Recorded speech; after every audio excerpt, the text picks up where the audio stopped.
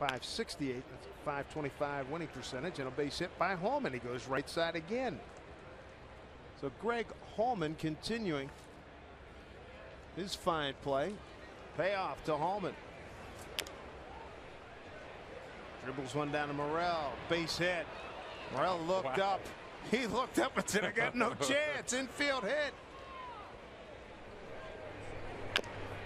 High chopper. Halman motoring. Bare hand. No play. Base hit. 3 for 3 night for Halman. He's got 2 infield hits.